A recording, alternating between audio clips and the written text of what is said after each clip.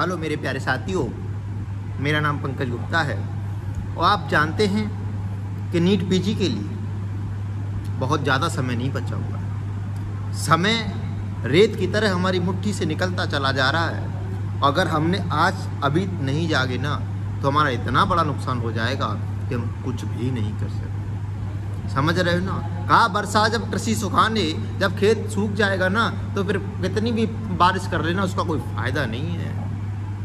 इसलिए मैं NEET PG का एक बहुत ही कंसाइज वे में टाइम टेबल आपको बता रहा हूँ। अगर ये आपने फॉलो कर लिया ज़रूर आपको कहीं ना कहीं सुविधा मिलेगी।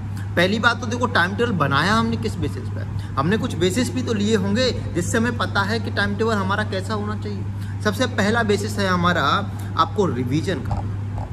हमारा पूरा सब्जेक्ट 19 सब्जेक्ट होते हैं एमबीबीएस में, अगर पूरे सब्जेक्ट पे हमारा रिवीजन ही नहीं हो पाया तो क्या फ़ायदा। नंबर दूसरा बेटा ग्रांड टेस्ट देना।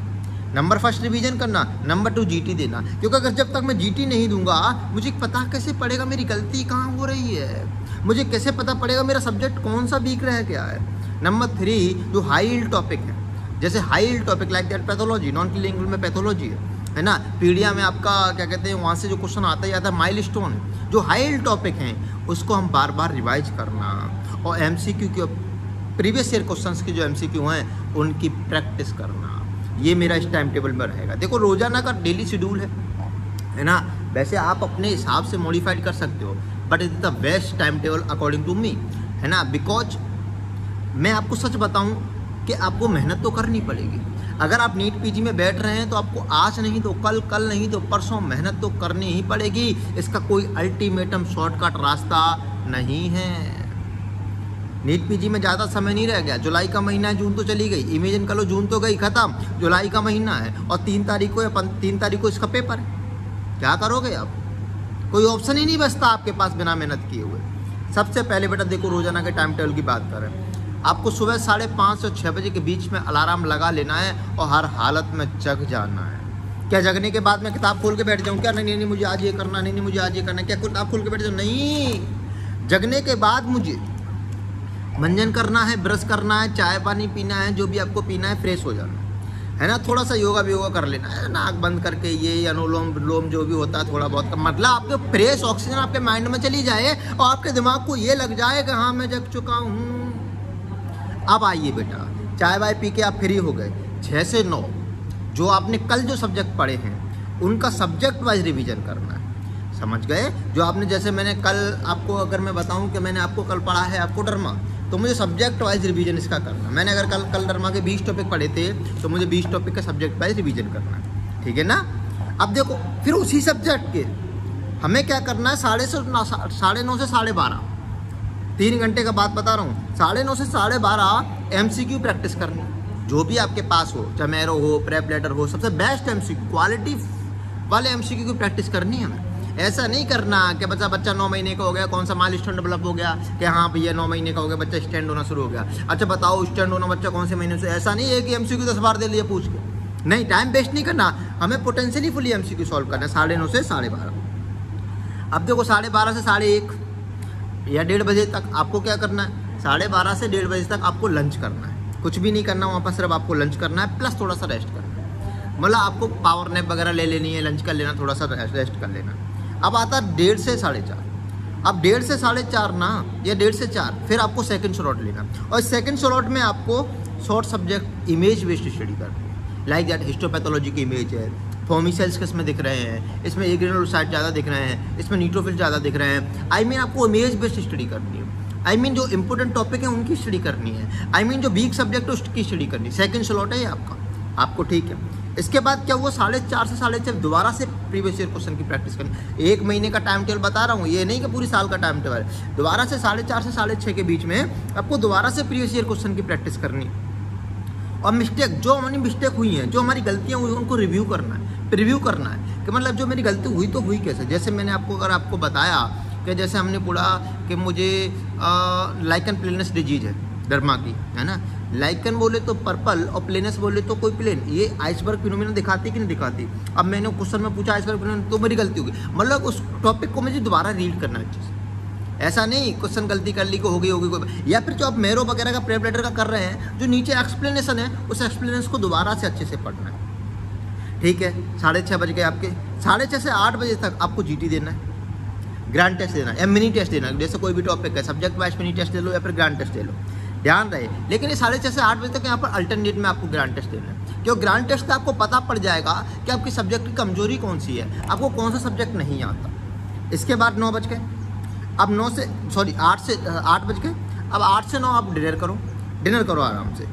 अब डिनर करने के बाद 9 से 10 या 10 से 11 बजे तक, 9 से 10 या 11 बजे तक, जब तक आपको नींद नहीं आ जाती, आपको रैपिड रिवीजन करना है, नोट्स की रीडिंग करनी है। जैसे लाइक दैट, ये हमने कल पढ़ा रीटल डिजीज क्या होती है, एलोपेशिया एरेटा क्या होता है, क्या सफ़ेद बाल झड़ते हैं कि नहीं झड़ते, इसमें ये हमें रीडिंग करनी है, नोट्स की रीडिंग करनी है 1 घंटे। और फिर 10 बजे से आपको बेड पर चले जाना है। और जब आप बेड पर जा रहे हो तो ध्यान रहे, दिमाग में कोई भी फालतू चीज़ नहीं होनी चाहिए, वरना नींद नहीं आएगी। अगर हम दिमाग में टारगेट देते रहेंगे बेड पर जाते समय तो हमें नींद नहीं आएगी। बेटा ध्यान रही, बेड पर जाते समय हमें दिमाग को ब्लैंक रख कर जाना। ये नहीं सोचना मुझे कल क्या करना है, कल सोचने के लिए तो मुझे क्या करना पड़ेगा, हम सुबह जगेंगे ना, जब मेडिटेशन व्यायाम करेंगे उस समय 15 मिनट देंगे समय को, आपने 15 मिनट में कमांड देंगे समय को कि आज मुझे 10 घंटे पढ़ना है और 10 घंटे मुझे क्या क्या करना है। This is the powerful. अब देखो, वीकली प्लान भी बना लो, हो सकता है। अब देखो, ऐसा तो पॉसिबल है नहीं, आपने बोला सर एक ए से लौट है, बी से लौट है, ए से लौट है, बी से लौट है, ए से लौट है, बी से लौट है। अब मुझे यहाँ पे एक बात बताइएगा, क्या दोनों से लौटों में क्या मैं सारे सब्जेक्ट 19 सब्जेक्ट पढ़ सकता हूँ? क्या इम्पॉसिबल, जो हमारे लिए नामुमकिन। अब मैं क्या करूँगा, देखो वीकली प्लान बना के मैं आपके लिए लाया हूँ। वीक में आपको 7 दिन है, इस बार रविवार की छुट्टी नहीं मिलेगी क्योंकि नीट पीजी का पेपर है, समय द्वारा लौट कर नहीं आएगा, है ना बेटा। क्या वर्षा जब कृषि सुखाने समय चूंकि पुण्य को पचिताने, ये वाला काम अब नहीं होगा। तो हम क्या करेंगे, मंडे को 2 सब्जेक्ट लेंगे नॉन क्लिनिकल, एनाटॉमी और फिजियोलॉजी, ठीक है ना। अब इसका बेसिस देख लेना आपका कौन सा वीक है, कौन सा स्ट्रॉन्ग है। जो आपको वीक है उस पर ज़्यादा कवर डिप कर लो।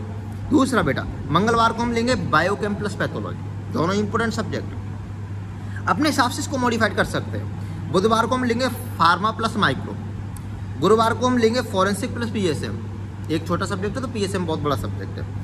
शुक्रवार को हम लेंगे मेडिसिन, सिर्फ एक ही medicine plus rapid revision plus rapid clinical question भी करने, सिर्फ मेडिसिन।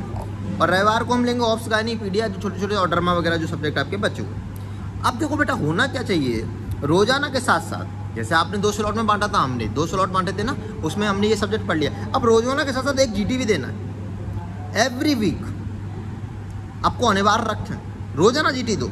क्योंकि देखो, जब आप जीटी दोगे ना, जैसे 1 महीना बचा, आपने 30 जीटी दे लिए, अब 30 जीटी में आपको बार बार क्वेश्चन वो आ रहा है, तो आपको गलती पता पड़ जाएगी मेरी इस सब्जेक्ट में गलती कहाँ हो रही थी, और उसका डीप एनालिसिस करें। जीटी देने के बाद आपको उसका डीप एनालिसिस करना है। ऐसा नहीं कि मतलब जीटी दे दिया मैंने छोड़ दिया खत्म, हो गया मेरा हो गया, नहीं, एनालिसिस करना। अब देखो बेटा, होता क्या है मैं आपको बता दूँ, अब हमें स्मार्ट तरीके से भी काम करना है। अब आपको कोई स्मार्ट क्या होता है, स्मार्ट ये होता है कि आपको रिवाइज ज़्यादा करना है, पढ़ना कम, मोर रिवाइज। जैसे आपको नई चीज़ पढ़ने से बचना है, क्योंकि कम समय बचा नीट पीजी के लिए, आप जानते हो बेटा, है ना। तो नई चीज़ पढ़ने से बचना है, और जो पुरानी चीज़ है उसको बार बार रिपीटिशन करना। जैसे लाइक दैट, मुझे पता है कि मेरे पे नहीं आता, मेरे को क्लासिफिकेशन ऑफ विटिलिगो, 2 प्रकार की विटिलिगो होती है, लोकलाइज विटिलिगो, जनरलाइज विटिलिगो, है ना। अब मुझे जो चीज़ पढ़ ली है, विटिलिगो क्या होता है कि मतलब कहीं पे केराटिनोसाइट सेल ही मर जाती है, अल्बिनिज्म क्या होता है, टायरोसिनेज एंजाइम मर जाता है। ये मुझे बार बार रिवाइज करना है, क्योंकि बेटा देखो क्या है ना, copy pen chat GPT mobile कुछ भी नहीं ले जा सकता, मेरा खोपड़ा जाएगा एग्जाम सेंटर में, तो खोपड़े में चीज़ें ज़्यादा याद होनी चाहिए ना, बिल्कुल। अपने गलत एमसीक्यू जो हो गए हैं उनको आप बुक मार्क्स कर लो, अगर आपके पास कोई ऐप है तो। अगर बुक मार्क्स का ऑप्शन नहीं है आपके पास तो आपको गलत एमसीक्यू को नोट पर डाल लो। जैसे लाइक दैट, मैंने कहा यार साला बार बार पूछा जा रहा है कि पीडिया में क्या कहते हैं, हमारा हेड सर्कमफ्रेंस और चेस्ट सर्कमफ्रेंस बराबर कब आता है, और मैं उसको बार बार 2 साल लगा देता हूँ, वहाँ से उसका 1 साल है, तो मुझे बुक मार्क्स कर लो। और बुक मार्क्स के बाद उसको रिपीटली देखो, तो वे एक बार जो गलती यहाँ हो गई वो एग्जाम में नहीं होनी चाहिए। हमारा मेन पर्पस, सोल पर्पस यही है कि जो गलती मेरी यहाँ हो गई वो एग्जाम में नहीं होनी चाहिए। समझ गए?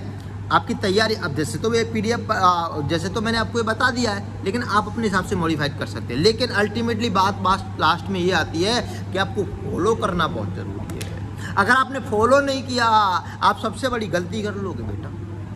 आपको बताऊं, मैं आपको सच बता दूं, लहरों से डर करनों का पार नहीं होती, और कोशिश करने वालों की कभी हार नहीं होती। अब आप बोलोगे सर कोशिश करने से सफलता भी नहीं मिलती, अरे भैया तो जो सफलता मिलती है ना वो भी कोशिश ही करते हैं। जो टॉपर आए हैं ना, वो भले ही कितने कहते मैं ज़्यादा नहीं पढ़ता था, लेकिन रियलिटी ये है कि वो लाइब्रेरी में पूरे दिन दिन रात रात अपना पिछवाड़ा घिस रहा होता है बेटा।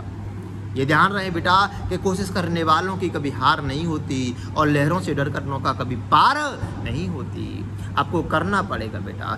डुबकी लगा लगा कर कितनी बार डुबकी लगाता है वो, हर बार उसकी मुट्ठी भरी हुई नहीं होती, लेकिन हर बार मुट्ठी खाली भी नहीं होती। समझ गए?